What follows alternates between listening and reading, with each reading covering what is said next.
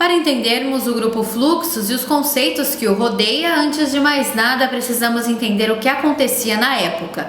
A década é de 60. John Kennedy, eleito presidente dos Estados Unidos, o Brasil tem a primeira transmissão de TV em cores e começa a ditadura. O Muro de Berlim é construído, tem início a corrida espacial e a Guerra do Vietnã. Surge uma grande força juvenil para uma revolução comportamental, apoiando o feminismo, a defesa dos negros e homossexuais, com um espírito mais libertário e movimentos contra a cultura, questionando os valores centrais até então estabelecidos na cultura ocidental. Na arte também acontecia uma revolução e uma crise internacional, o abandono das linguagens abstratas e retorno da figura, como fez a pop art, o momento da transição da vanguarda para a contemporaneidade. Nova York é considerada a capital da arte do século XX. Isso mostrou o poder cultural dos americanos. Entre os artistas da época, John Cage, compositor, influencia outros artistas com suas músicas e performances. Na obra 4 minutos e 33 segundos, o performer é instruído a não produzir sons durante 4 minutos e 33 segundos. O gesto desvia a atenção do performer para o público e permite possibilidades de sons ambientes para preencher o espaço.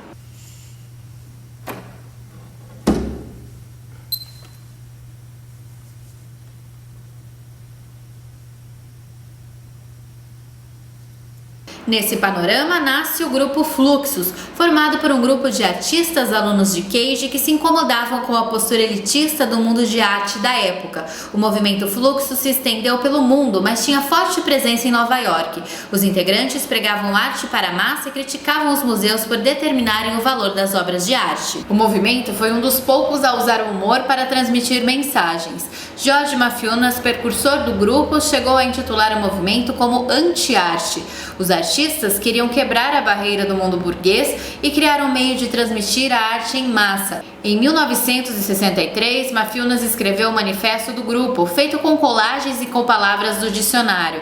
Ele diz: livrem o mundo da doença burguesa, da cultura intelectual, profissional e comercializada, para ser compreendida por todos, não apenas pelos críticos e profissionais. Aproximem e juntem os revolucionários culturais. Nesse espaço nasce também a arte conceitual, onde o mais importante são as ideias. A execução da obra fica em segundo plano e tem pouca relevância. Isso quer dizer que o próprio artista pode deixar o trabalho manual para outra pessoa e ser ele o inventor da obra e do conceito, que vale mais que a sua materialização. E na Alemanha, Jorge Mafiunas difunde sua primeira Fluxus Newsletter, publicação de arte vanguardista, e cria os festivais internacionais Fluxus.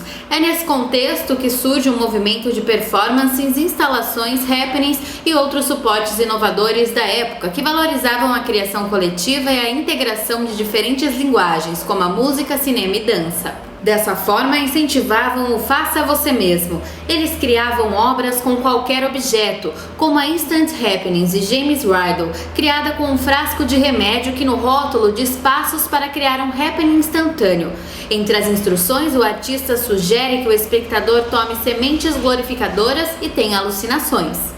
Em Total Art Matchbox de Ben Vautier, o artista cria uma caixa de fósforos com instruções irônicas, dizendo para usá-los para destruir toda a arte, inclusive a caixa. Percebemos a interação do objeto com o observador, também um dos conceitos do Fluxus, que desmistifica a obra de arte como aquela vista somente em museus, em que não pode ser tocadas. Outro exemplo de interação é a obra Optimist Box 3, So Much the Better If You Can Play Chess, You Won't Imitate Marcel Duchamp, de Robert Fillow, onde o espectador precisa tocar a caixa de xadrez para abri-la e continuar a ler a frase. Brinca com Duchamp, o artista que era jogador de xadrez e grande influência para o grupo. Fluxus também tem forte influência dadaísta, movimento que teve início no começo do século, que também proclamava a anti-arte, o escândalo, o choque com o auxílio dos meios de expressão satíricos, baseados no absurdo, nas coisas sem valor, rompendo com as antigas formas tradicionais de arte.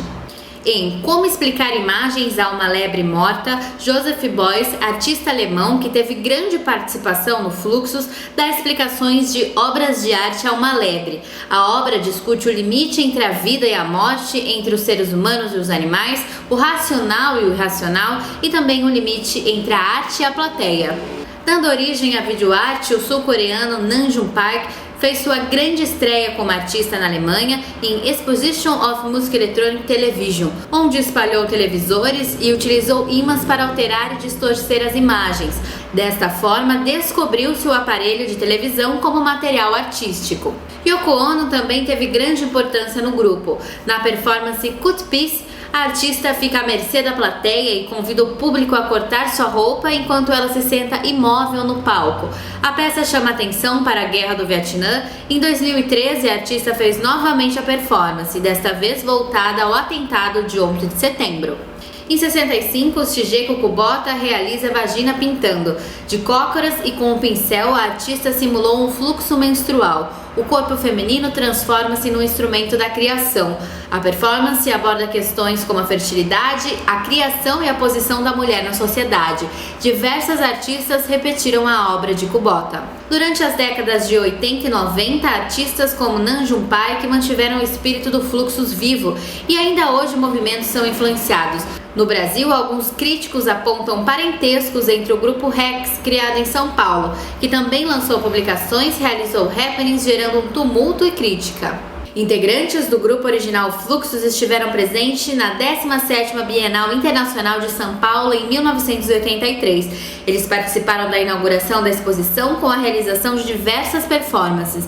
Nesta imagem vemos Ben Vautier em uma de suas performances na Bienal. As informações sobre a experiência Fluxus na Bienal podem ser encontradas no catálogo da exposição no site da Bienal, que é o bienal.org.